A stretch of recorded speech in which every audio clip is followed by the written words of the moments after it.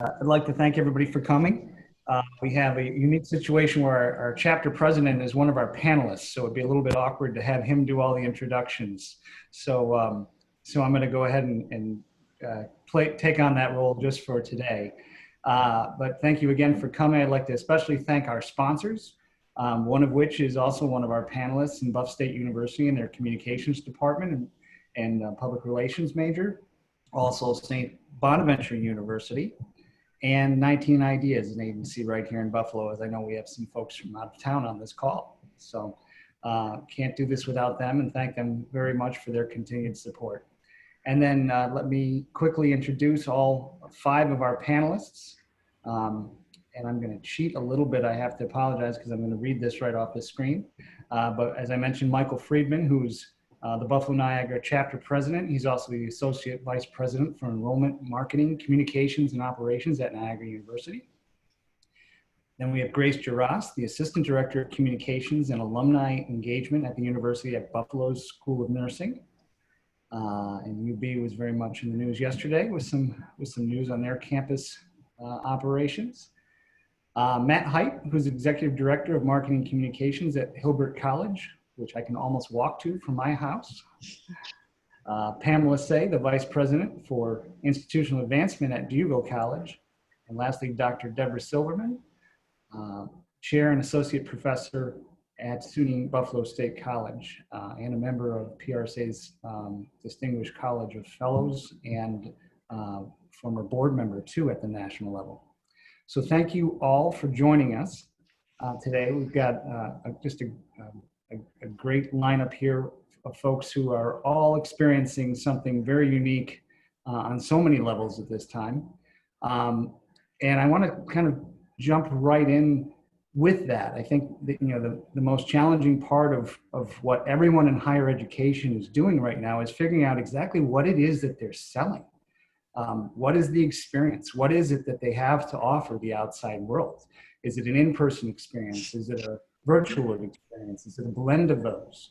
And so I want to kind of open that up to the group. You kind of got a to-be-determined collegiate experience. As I mentioned, UB, for those who didn't see, just yesterday announced their plans to return to in-person instruction, but in somewhat of a hybrid form yesterday. And they're, one of the first within the SUNY system, at least, to be able to share that news. What have you done? What are some of the challenges you've encountered in marketing that experience to not only prospective students, but also current students? Because you've got recruitment and retention issues there. I'll jump in from Buffalo State's standpoint. For prospective students this spring, we went into the idea of virtual open houses. So I did personally, from my department, I was kind of like a pioneer at Buff State. I was one of the first department chairs to do those with admissions and with the graduate school. So I think I've done 5 or 6 of them already. I really like the format. I think it has a lot of potential for the future. So for the prospective students, we've been doing that.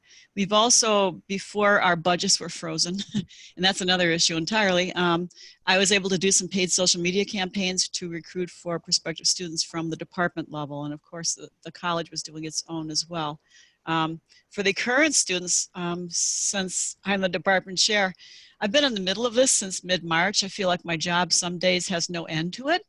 It's 12-hour days, many days up until recently. And I was communicating with our current students, letting them know before we made the change to remote learning on March 30th what was going to happen, and then communicating with them after that. And of course, the faculty, most of our faculty had never taught online before. And mine's one of the largest departments at Buff State. So needless to say, it was a busy 2-3 weeks there as the faculty made that transition. They did very well, by the way. That being said, I don't think that most of our students really want to be 100% online. They really prefer hybrid or in person if possible, but with social distancing being a concern, we've all had to think, as UB did yesterday, Buff State has a number of plans in the works, and I expect now ours will be announced pretty shortly, one of which was a blend of different instructional modes for the fall. So I'm going to be in touch with the students again, talking about that. As to how that's going to shape up for fall enrollment, and at least in my department, from Buffalo State's perspective, I don't know that we all know the answers to that yet. I get weekly enrollment reports to see how the fall semester is shaping up. And it does look right now like our entering freshman class is much lower, and maybe that's a concern the other colleges can address as well. It seems like our numbers for fall we have a lot of people that are still waiting to see what's going to happen. So that's kind of where Buffalo State is at the moment. Let me jump to one of the privates then, Matt. I'll have you jump in from Hilbert. What are you seeing on the private end? Yeah, I think I'll echo that a little bit. I think we're seeing our students being a very small campus. I think we're recognizing our students choose us because they like that one-to-one type of relationship. So they were not too happy with the remote learning setup that we had to go to so quickly in the spring semester. But I think overall, I think they understand why we had to do it. But I think for the most part, they're clamoring to get back to campus. We want to be safe about it, obviously, but I think from what we've heard and what we've seen, I mean, our returning students have registered much more higher percentage than we've seen. Our retention rate seems to be much higher than we've seen previously. So that's positive.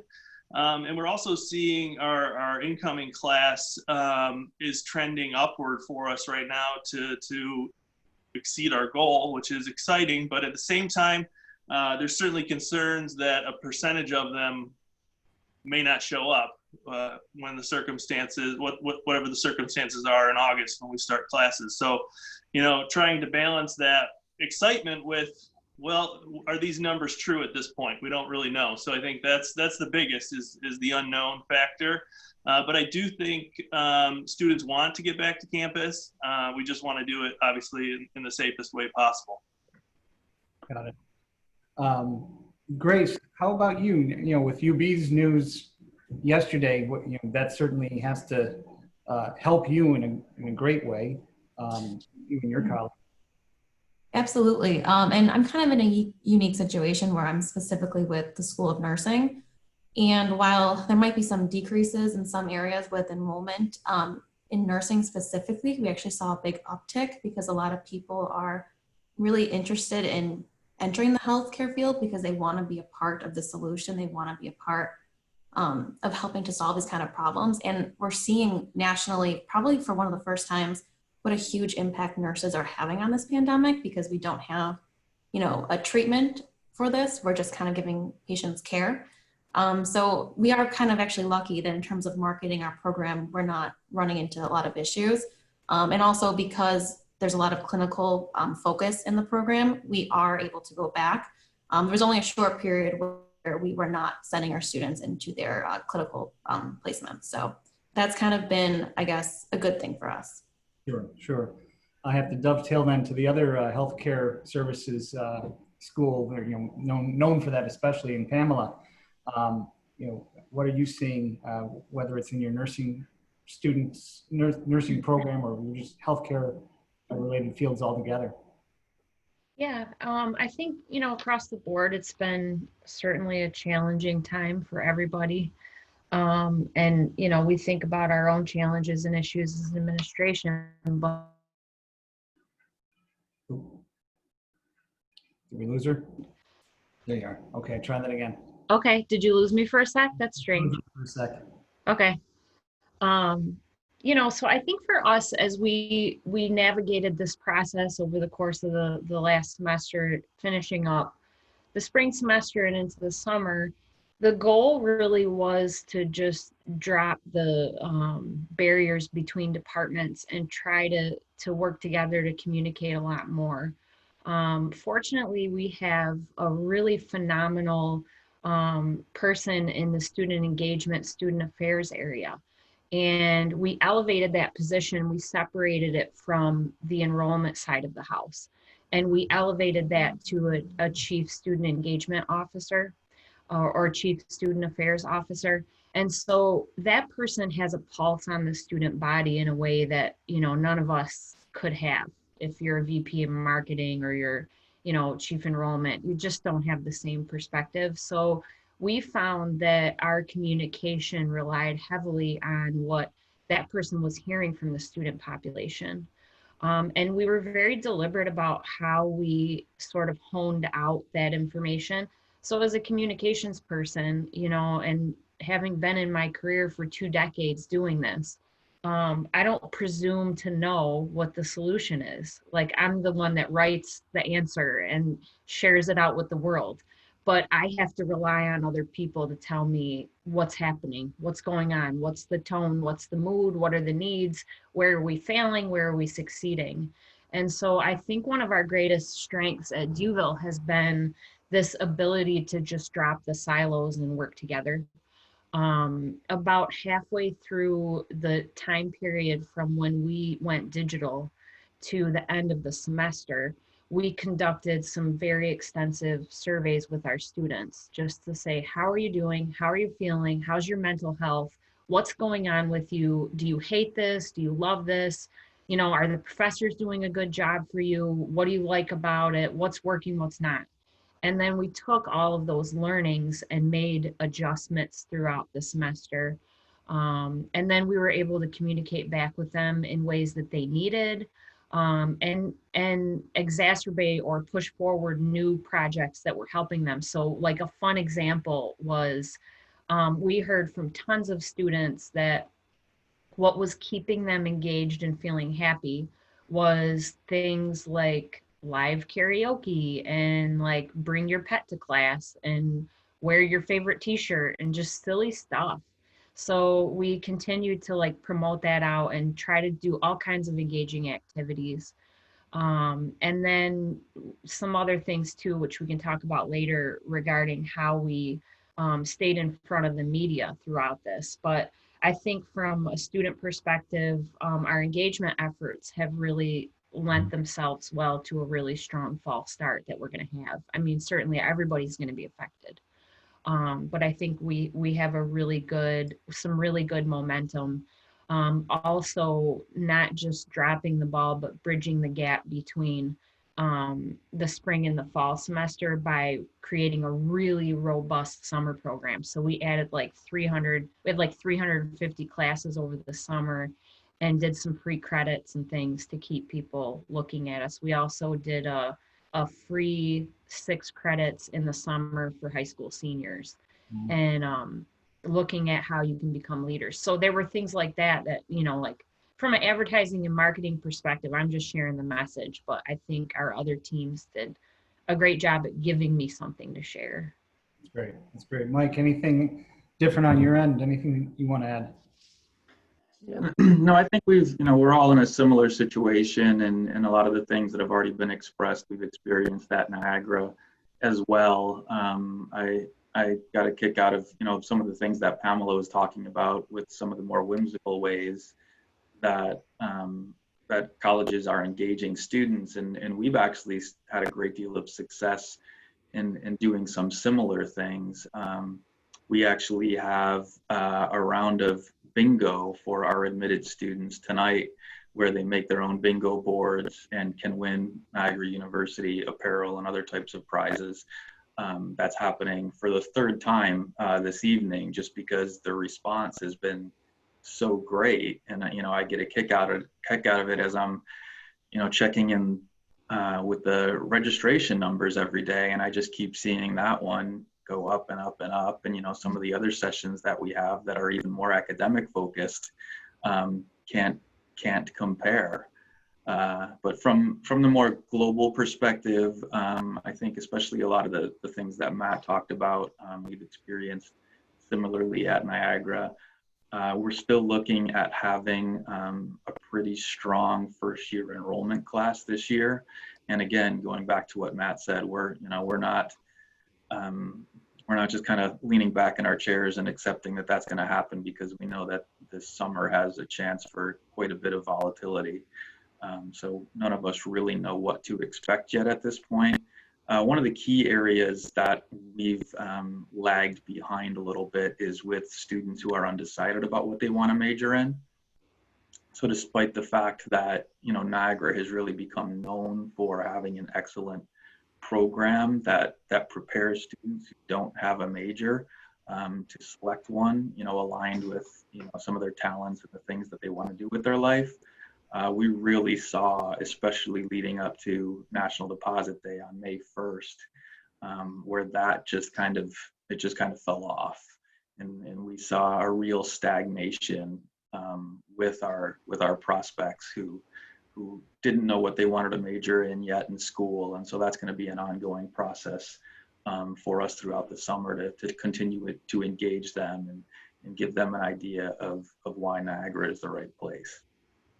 So, I should have mentioned at the top, again, for those on the call who don't know me or aren't part of our chapter, how I fit in here. I was the marketing communication director at SUNY Fredonia for 8 years. So spent a lot of time in higher education. I still do a lot of work in that area in my own business with my clients.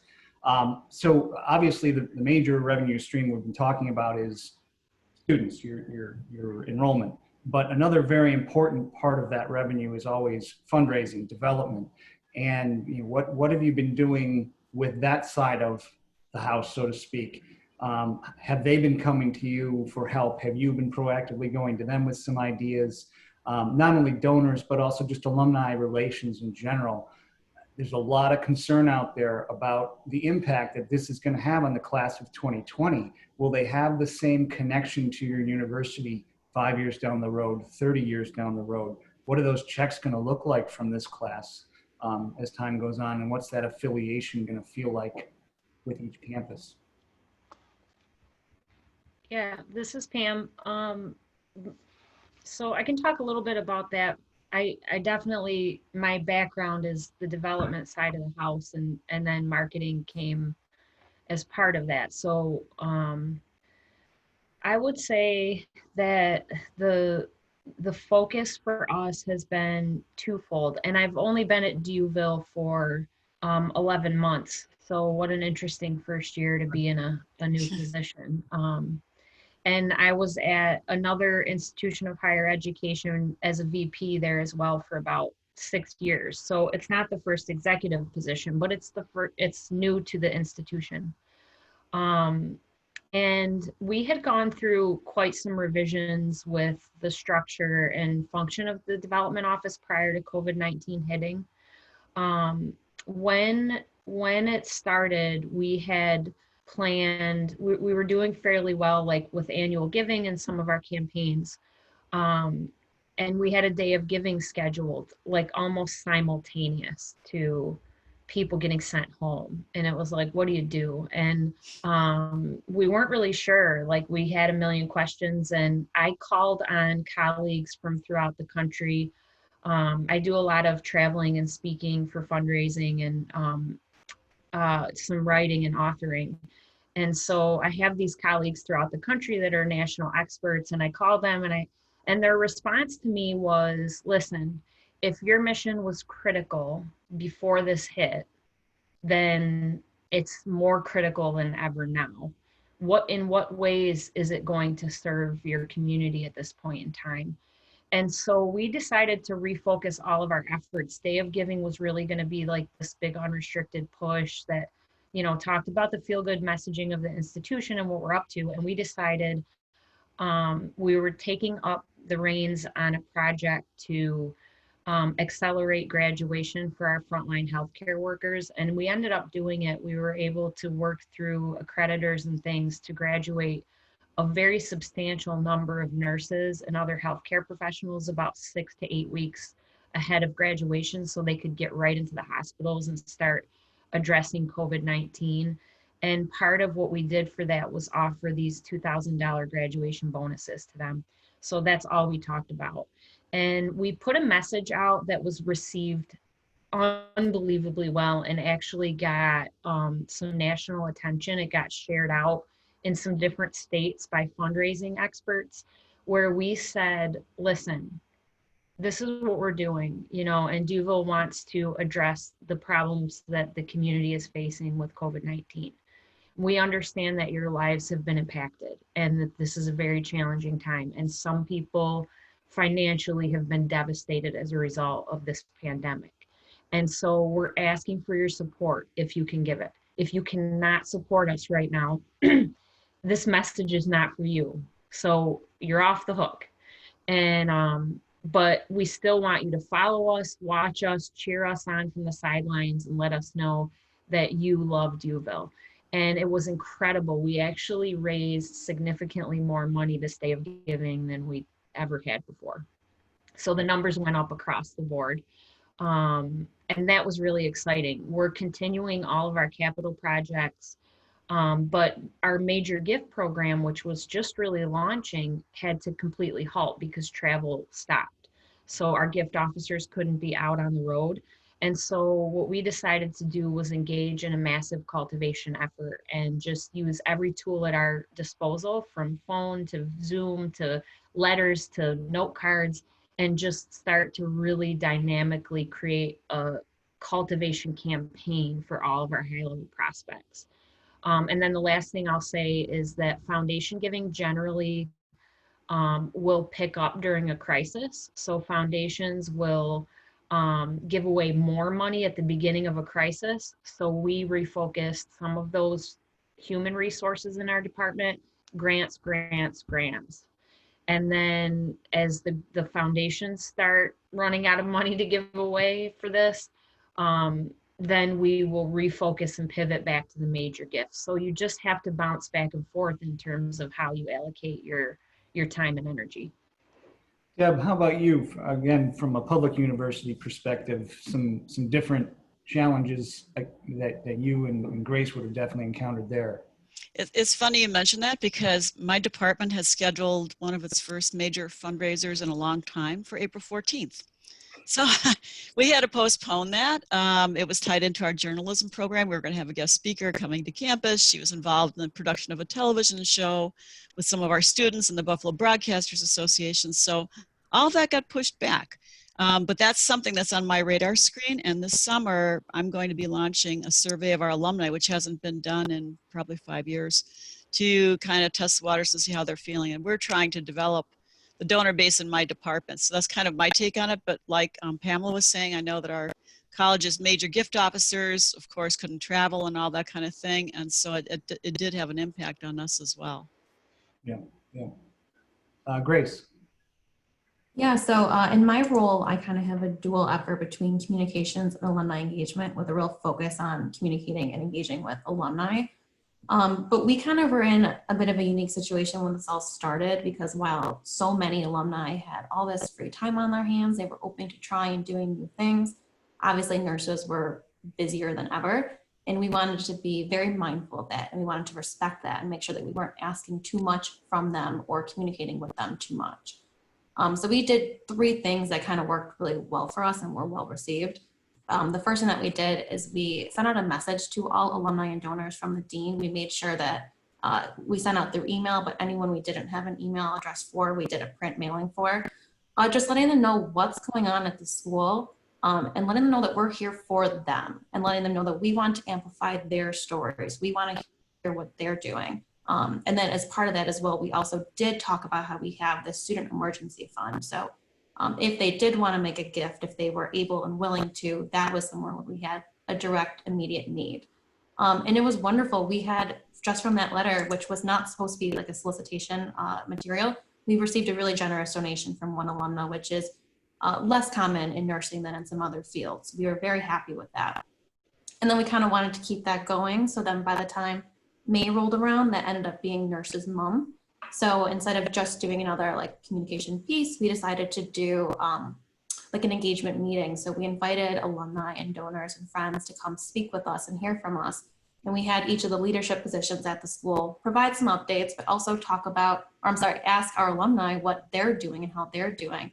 And it was really interesting because we had primarily retired alumni, given that they had the time during the day to participate. And when it got to that point at the end, when they were asked to talk about their experiences, you know, some of them were saying that this is the first time they've talked to other people in weeks or a month, or talked to other nurses or previous nurses. And that was just very touching to know that we can provide that opportunity for them and then kind of re-engage them in that way.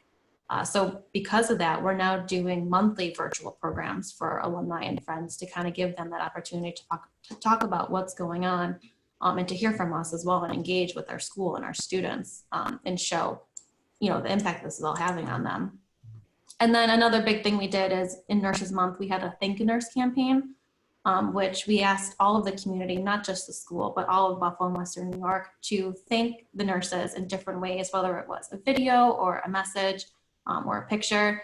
And they loved that. The alumni absolutely, they really thought it was wonderful. You know, you had kids giving great videos and it kind of just lifted their spirits. So, you know, from all of this, we learned that our nurses and our alumni do want to be engaged and communicated with, but we can't do too much. And we have to respect that at this immediate time. We need to be a resource for them as much as they are a resource for us. Mike, how about you? Yeah, I mean, the major shift was that, you know, our IA staff really changed their focus to fundraising to assist both incoming and current students whose families have been affected by COVID-19. So what we had really been tasked with was trying to work with our admissions counselors to tell some of the stories of these students that would appeal to potential donors, which is obviously, you know, a very delicate type situation. In some cases, students are okay with it. In other cases, they prefer that we didn't use their names, understandably. So that's really been our role, is kind of connecting those two areas and helping to facilitate some of this storytelling that would appeal to donors. So far, it's been really successful. We've raised about $340,000. The tricky part for institutional advancement is that, you know, they're trying to raise this money as, you know, obviously it's considered an emergency fund, and they're appealing to donors at this time, but also trying to get them to understand that, you know, we're hoping that you can support this cause and still make your annual gift. You know, this isn't necessarily in place of what you would typically give to the university. This is, you know, a very special circumstance, and we're hoping that you can support, you know, our students in very different ways. And so far, most of our alumni have been very receptive to that.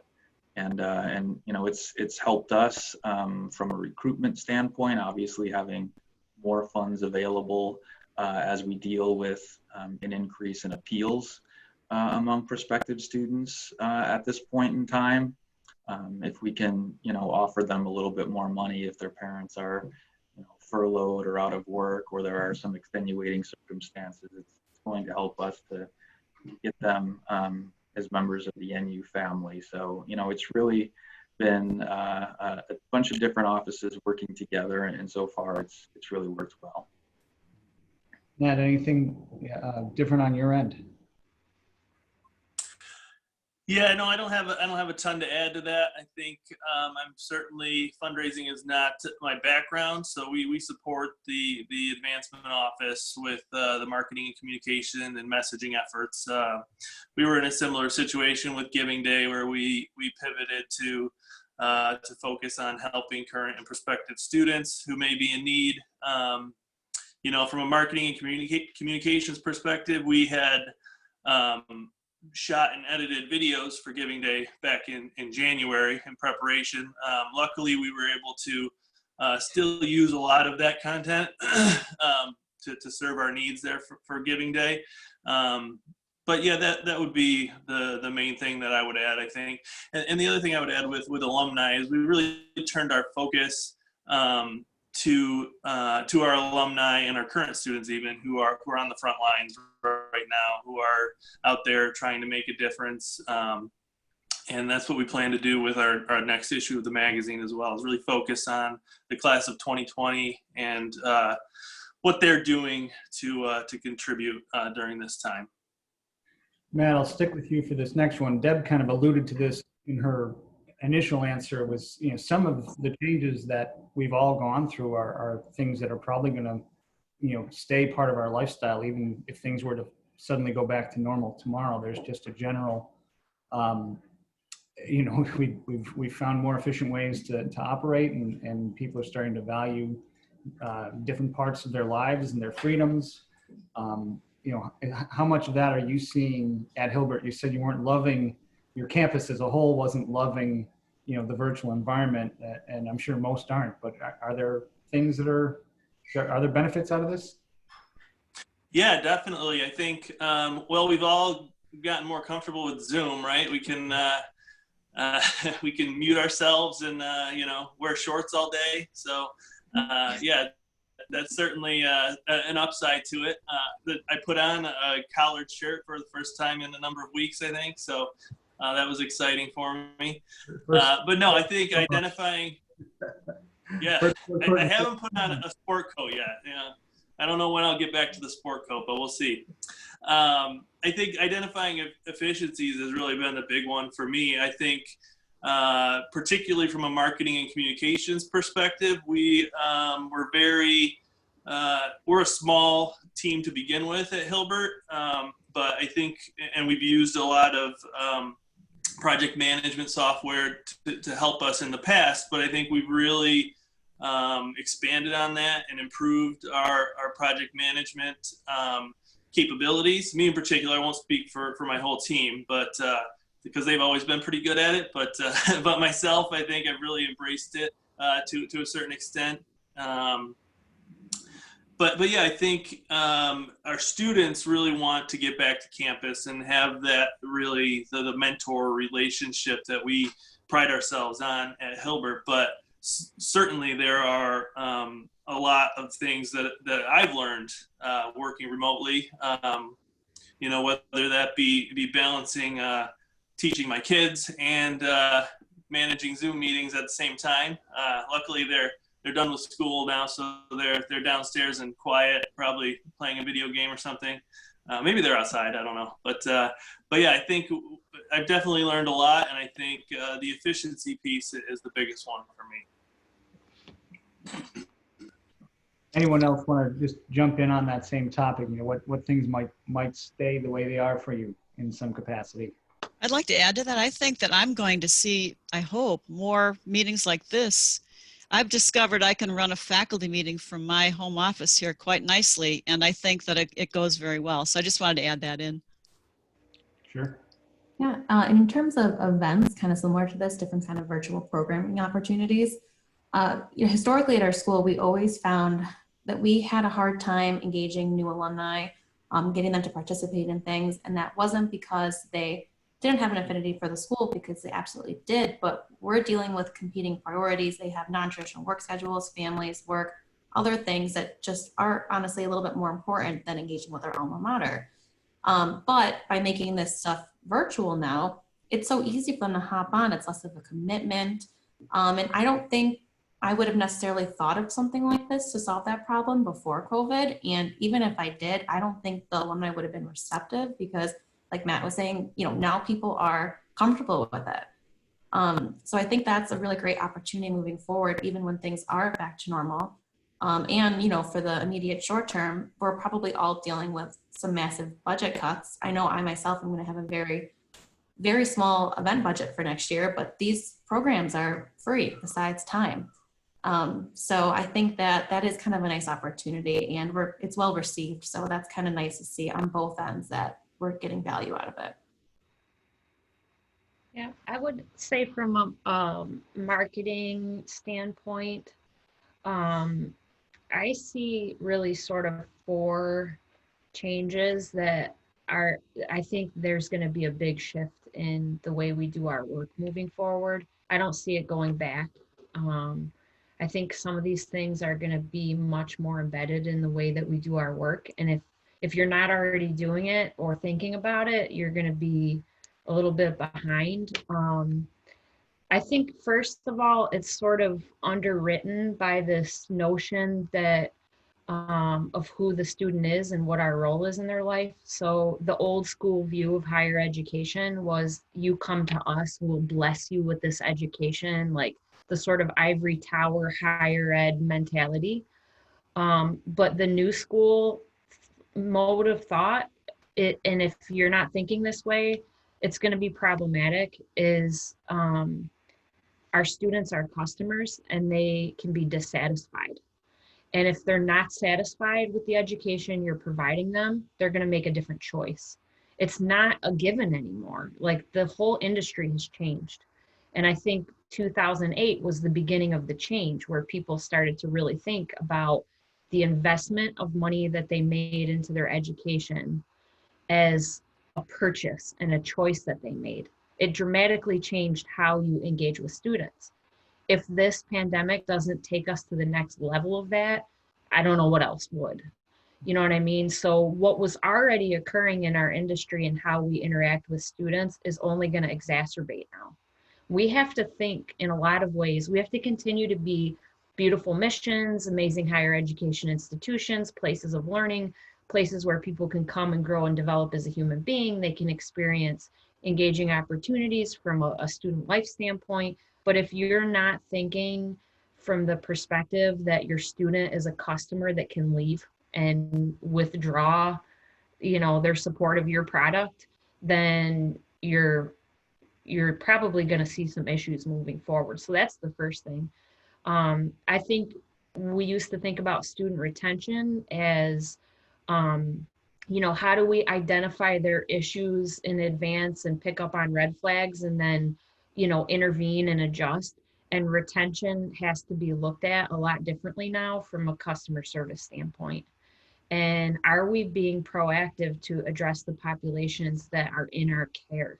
You know what I mean? And what's happening in the world right now is a great example of that. We can't dismiss that we have specific populations in our midst that have needs, and we need to meet the needs. And so, you know, from an advertising perspective, that's just the open door that eventually leads to enrollment. So I think we have to think about this across the board. One of the things that Duville did in the midst of the protests and everything happening in the country was to host 3 conversation sessions just for our African-American Black and our Black students, and to say, we want to hear from you and we want you to be honest and just tell us how you feel about coming back. You know, what are we doing right? What are we doing wrong? It's our priority to make this, this is going to be an institutional priority over the next year. So the response to those conversation sessions was unbelievable. I mean, they filled up immediately and the students were very, very vocal. And then all of the learnings that came back from that were sent straight to the President's Council for Immediate Action. So you have to look at populations. You have to look at what you're doing good and what you're not doing good. And regardless of your personal point of views, like, you have to meet the needs of students. That's only going to become more. And then 2 other things. One thing that is not going to change, or I think that isn't ever going to go back to normal, is the depth of digital advertising over traditional media. I believe that we're seeing a massive increase in ghost prospects, or whatever you call it. I'm sure the people on the call who are better advertising experts than me know this, but people who are looking at you and you don't even know they're there. How you start to capture those prospects, it's all digital, and they're out there. And then video-based storytelling. So one of the things that we did was we shifted human resources. Okay, as a leader, you have to make a decision. What's my budget going to go to this year? And you have to think about it from a human standpoint. Like, who am I going to employ on the team that has the skill set that's going to get us the best possible impact for our advertising dollar? So we shifted some of the human resources away from traditional mechanisms. We already had a videographer that was on staff. And I've never worked in my 4 colleges at a place that had a videographer on staff. We always outsource that, which is 10 times more expensive. So we had a videographer on staff. When COVID hit, that dude pumped out so much content, it blew my freaking mind. I could not believe it. I mean, he was just killing it across the board. So we ended up pumping more resources to him. And the result was a digital commencement that had 3,500 people attend. And God knows how many sitting in rooms with them. We anticipated 3 times that number that actually watched the video. Unbelievable. You know what I mean? We launched the Buffalo video series and all these other like video-based content that got us tons of people into our audiences. So that's not going to go back to normal.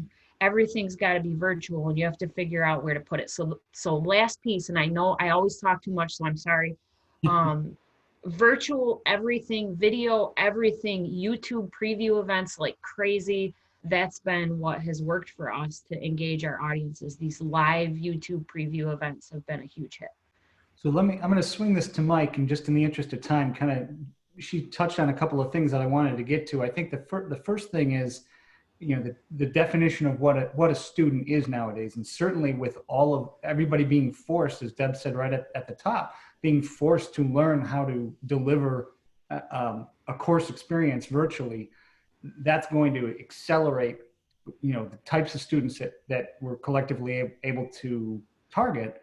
And you were already seeing this going into this with a heightened focus on workforce development programs, for example. Mike, what's your, without giving away anything proprietary, what are you doing up at Niagara University to kind of take advantage of that?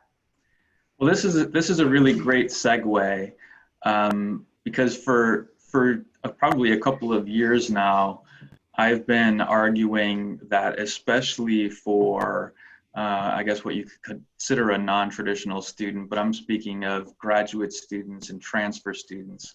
I've been saying that we need to focus less on trying to have open house events where we are just hell-bent on driving people to campus to engage with us, and instead trying to utilize these types of online platforms where your work schedules, obviously for transfer students and graduate students, are going to vary greatly in comparison to prospective undergraduate students. So let's do these things online and, let them engage with us from wherever they are. And, when you use the phrase accelerating the process, that's absolutely what this situation has done. Grace mentioned the fact that so many more people are familiar with this platform now, which I think is huge for everyone on this call and everyone within the education field.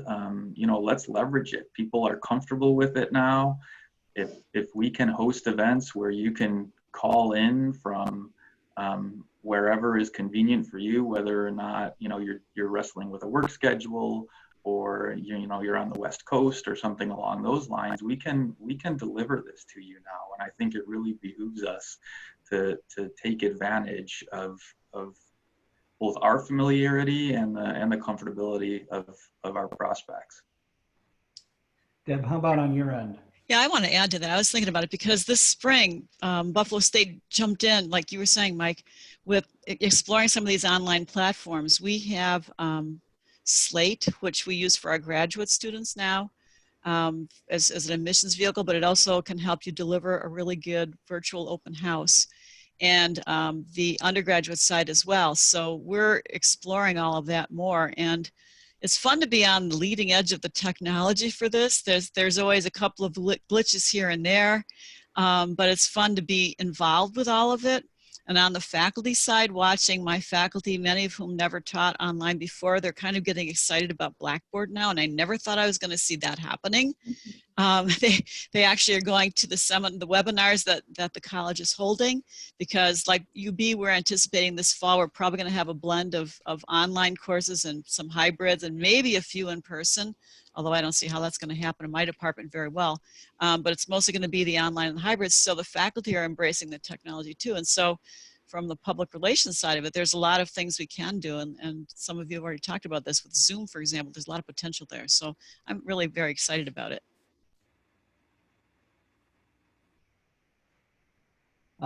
Anyone else want to jump in on that particular topic? Sure, I'll just kind of add quickly.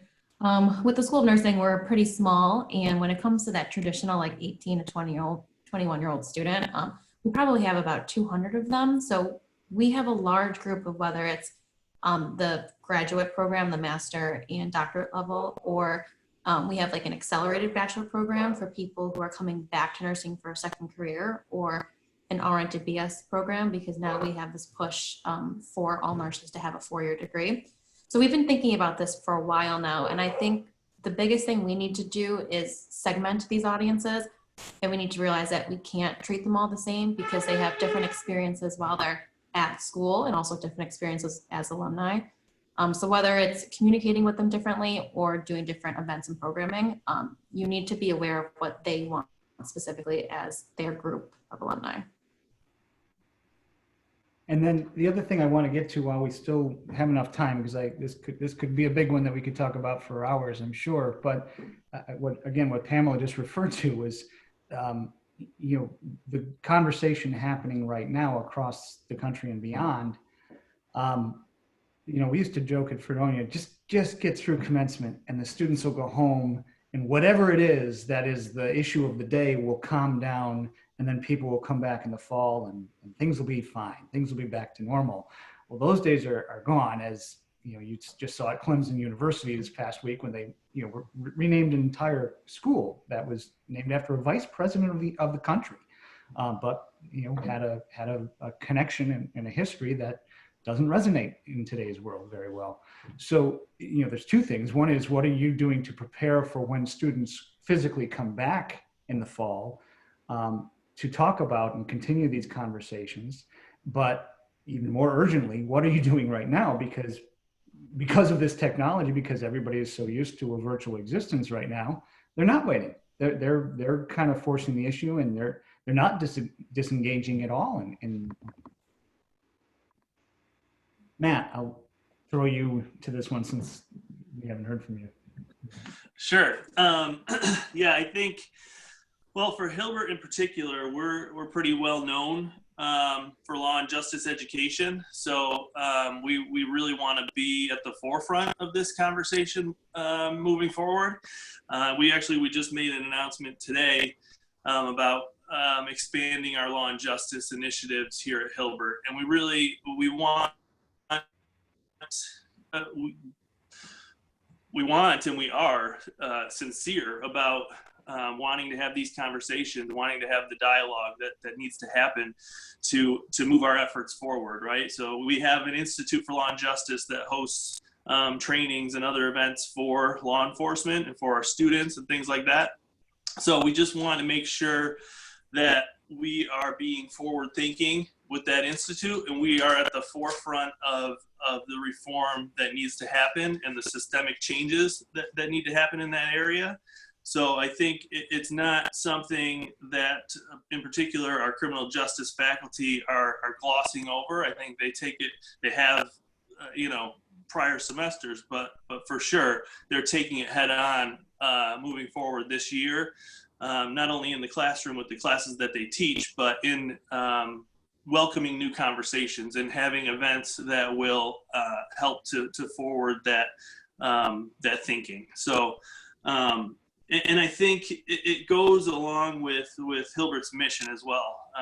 We're a Franciscan institution, and a lot of the times when you tell an 18-year-old that we're Franciscan, they don't really know what that means. But once we get into the values of being Franciscan and what it means to value the dignity of every human being, it really, the values and those things resonate more than the word Franciscanism, right? So that's what we really try to focus on is, we're Franciscan and we're teaching the future of law enforcement. So we want to make sure that we're doing it in the right way, and we're bringing the right voices to the table when we do that. So that's where our focus is right now, for sure, in addition to the many other issues that are in front of us. Deb or Grace, and Grace, I know this being that you work for a particular school, this might not apply to you so much, but working on SUNY campuses, you have a distinction where you work with state police officers, not just public safety employees, but actual state police officers. What are you doing, or are you aware of things that your campuses are doing to help them with any number of questions that are going to start coming their way, if and when people are able to return to campus? I'm going to throw that one maybe to someone else, because I don't represent the campus as a whole, but I can tell you that the conversations about racial injustice are taking place now in classes at Buffalo State this summer, because I'm teaching social media strategies. What a great summer to be teaching that one, by the way. And my graduate students have been writing case study analyses of what's going on right now as far as the protests and so forth, and analyzing that on social media. So we've been doing that. As far as the campus level, Mike, I really can't speak to that because I'm sure that those conversations are taking place. And I know that this fall, that'll certainly, the conversations are going to continue in our classes as well. We've already had quite a commitment to diversity. Buffalo State, my department, has a large number of students from diverse backgrounds. More than 55%, I think, are from diverse backgrounds. So I can assure you that's going to be taking place in our classes. Mike, I can actually step in and speak to that from a UB-wide perspective. So part of the, when a lot of these protests had started and we do regular social media monitoring across our various channels in university-owned accounts. We monitor upwards of 200 channels and various hashtags. And, you know, the conversation was going in a direction of bringing up previous on-campus incidents, incidents that were even filmed. So the way we approached it was we took every single account that, or every single comment that had mentioned something like this. We elevated it to our UBPD. We had investigated the reporting and proper protocol, and there was one incident that rose to a level where further investigations are being conducted, and the university made an official statement about that. We also have a series of diversity chats throughout campus. Specific schools are holding their own diversity chats, and there's our diversity inclusion office is holding a series as well. But specifically when it comes to UBPD, we've been taking it on a case-by-case basis and doing investigations where students have asked us. We've been going through Reddit feeds and really taking an active role and figuring out where the conversation has been going and where it's appropriate for a university of voice to intercept, because I think that's an important part of this. Where do you bring in a university's perspective, and where do you just let a conversation roll out? So that's an ongoing kind of line we identify. Thank you. That's great. That's great. Mike, anything from Niagara University? Actually, it's a lot of the same things that Devin just mentioned. You know, we're monitoring social media to kind of get a sense of where our students and alumni are on the issue, and we've really made a concerted effort to be as open and transparent as we possibly can. We've had some, you know, online discussions. Again, something that Devin mentioned. We had one, you know, last night to just focus on are we creating a campus environment that promotes inclusion. You know, from the student perspective, it's one thing for us to say it, it's another thing for the students to actually feel it. So, you know, what are we doing that's right? What are we doing that could potentially be better? Our president, who is now in his 6th year at NU, has really made the diversification of campus one of his key points. So, you know, we know it's something that's near and dear to him, and he's established centers on campus that really focus on the issue. I have a meeting this afternoon with one of the members of our Student Government Association to discuss further what we can be doing to convey the different types of inclusive efforts that we have going on campus, and the different types of things that our student government is going to be implementing over the next several months. So, you know, really the heart of it is just, and it sounds cliche, but we're just trying to have more and more conversations about it so that, you know, we can get a better sense of what people are feeling and how we can do a better job of making sure that, you know, people from no matter what color or background or ethnicity are feeling like they're truly members of an engaged campus community. And I'm just going to, at this point, it's already 1 o'clock and we haven't had a chance to get any questions in from our audience. So I'm going to give folks a chance to do that. For our panelists who can stay beyond 1 o'clock, feel free. I know I can, and I'm happy to. But again, if those who have to jump off, totally understandable. But feel free, any of our participants today, please go ahead and ask a question in the chat.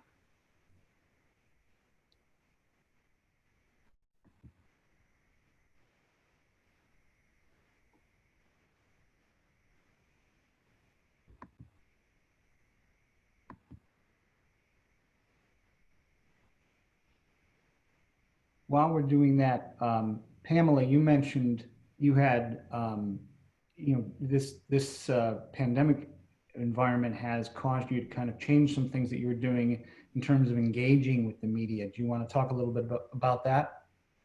Sure, yeah. So when civil tends to be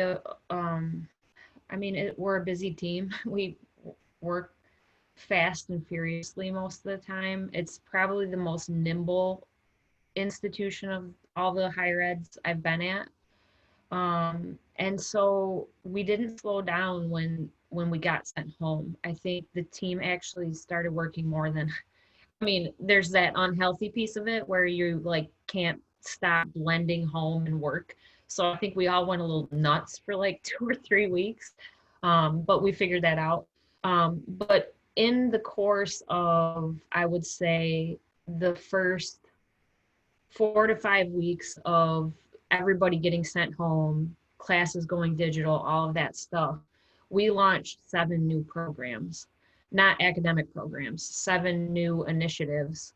And we ended up in that first month and a half of the pandemic getting over 350 media hits, which was insane. I've never seen us get so much PR. And we were just I was getting calls right and left from colleagues saying, what are you doing? Like, what the heck is happening at Duville? Because like you're in the paper or on TV every 5 minutes. And it was a number of initiatives. So we launched the Scholarships for Essential Workers program, a summer resiliency program, which was 6 free credits for high school seniors to keep their college plans on track in the midst of the epidemic. Summer resiliency that was the rural outreach initiative for rural hospitals to get training for their staff. The Buffalo Learn video series, the Summer of Learning initiative, accelerated graduation, and then one of the big hits that we got was being first to digitize classrooms and send faculty and students home. And I mention it because it can start to sound like we did these things for the purpose of media. You could look at something like Scholarships for Essential Workers and say, are they just creating like a financial aid trick that gets you media in order to keep your enrollments up or just keep yourself present and visible? And I can honestly say that having been deeply involved in the planning of this, it was all very authentic. It was a leadership team saying, what can we do to just help our community right now? And I think the big takeaway that I got from that was to realize that like the media comes, the PR happens. Like if you're trying to force it and like constantly create buzz around yourself, it gets really inauthentic, and the world's way too savvy now. Like they will pick it up, they notice it, they don't trust it, they say peace out. You know what I mean? So for us, because it all was very much in the interest of just being a community partner, the media response was really beautiful. And then the community response likewise was really wonderful. So I think the big takeaway for me is like, if you want to get attention for your institution, like be good human beings. It's pretty simple. That's great advice. And I think, by the way, you just shared a great Excalibur Award entry. You make sure you enter that. All right, thanks. We'll do that. Anybody else want to talk about some media strategies that they've had success with?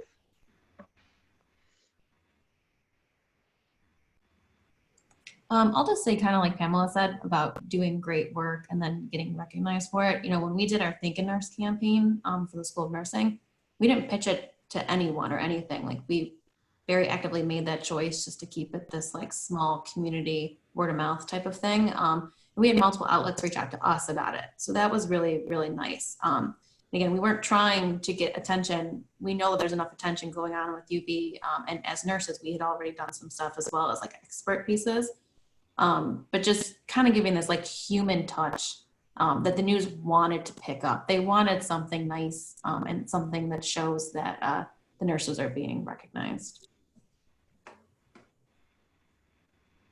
Terrific. I know we're past time now. I'm not seeing any other. Oh, wait, there we go. Literally, as I was saying it, we have a question. So from Des Sandoval, she asks, for your university departments or institutions as a whole, has your leadership released a statement in support of the BLM movement? If so, what was the public's response? If not, why not? We did at Duville. You can go on our website and see the letter that the whole vice presidential team and the president's council signed in support of it. And I mean, it was unanimous.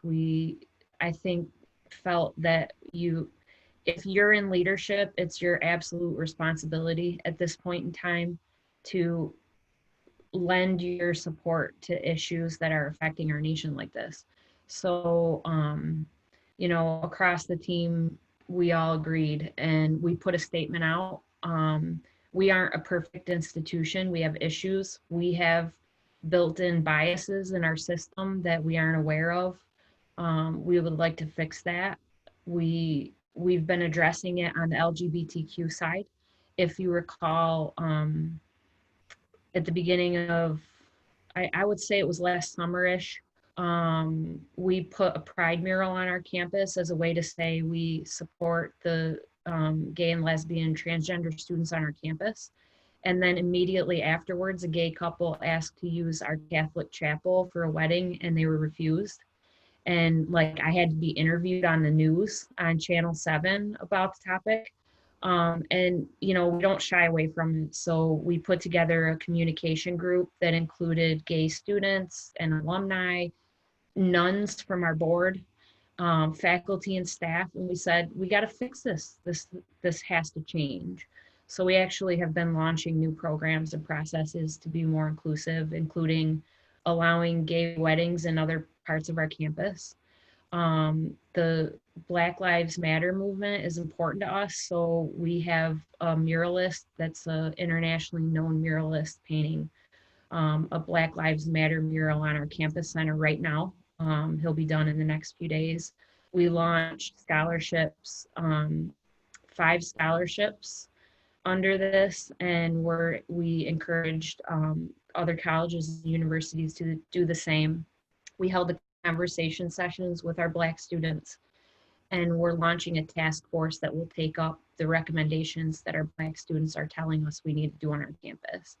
And there's been 0 negative response. So whether it was the LGBTQIA issues we were addressing or the issues with our Black students, from our religious people on the board through our entire campus community and the public, there has not been 1 negative statement. They say, do it, do more, keep going, keep working.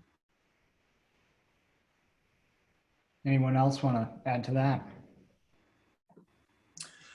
Yeah, I can add to that. We, our president and our committee on diversity and inclusion put out a joint statement probably about 2 weeks ago now.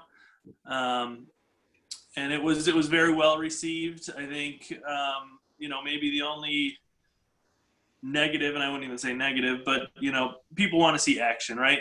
A lot of people are saying words and putting out statements. You know, every company, every institution, every organization is doing such, but they want action. So we want to be able to stand on the statement that we put out. We want to be able to stand by it and say, we're going to do these things that we're saying we're going to do, these initiatives that we're putting forward. So that was about 2 weeks ago. And then, as I said, we put out another announcement today about some expansion of our law and justice initiatives. And part of that was a statement from our Criminal Justice Studies Division and our Institute for Law and Justice. So they put out a statement about how the changes that they're going to make and the things that they're doing already and will continue to do forward the cause and make positive changes to social service and other areas. So, yeah, I think it's you know, I don't, as I said, everybody's doing it. So yeah, we did it as well. But I think at this point it does come down to the action, and how are you going to follow those words with true change? I know Deb had to jump off the call, but Mike or Grace, anything to add there? I don't have much more to add than what Matt said. Again, I think that we've seen the same thing where, you know, our president and administration have been very forthcoming in addressing the topic. But, you know, just like we're seeing everywhere else, people want action. You know, it's one thing to say you're doing something and one thing to say that you're going to do something, but all right, let's see it now. And so, you know, as I mentioned before, we're really arranging to put a lot of these discussions in place to figure out, you know, in addition to what we're already doing, what are other types of action that you want to see? Because, you know, again, the only thing worse than not doing anything is asking people what you should do and then not doing anything.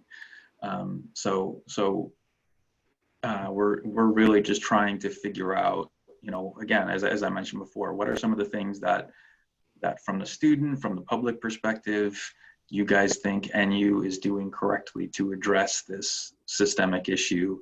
And if there are things that we're not doing that we should be, let us know. And, you know, you have our word that we're going to put those mechanisms in place to do that. Right. Well, we're about 10 minutes past now, and I see we have some people who have jumped off the call, so I think it's pretty safe to wrap it up at this point. I want to thank all of our panelists. Great conversations, some really heavy stuff that every industry is dealing with right now, but higher ed in particular has some really unique challenges. And it's, there have been many mornings I've woken up in the last couple of months and said, you know, I'm not so broken up about not being there anymore. A little safer on this side at the moment, but thank you so much for all your help and all your time today.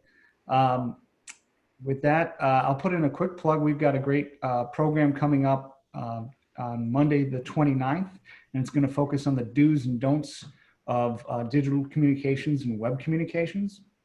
And we have three owners of web development companies and digital marketing companies from right here in Buffalo. They're going to be joining us for that. So keep an eye out for an email in the next couple of days on that, and mark that on your calendar. That's going to be at 11 a.m. on Monday, the 29th. Thank you, everybody. Have a great day. Thanks. Thank you, Bye. Mike. Thanks, everyone. Thank you. Thank you.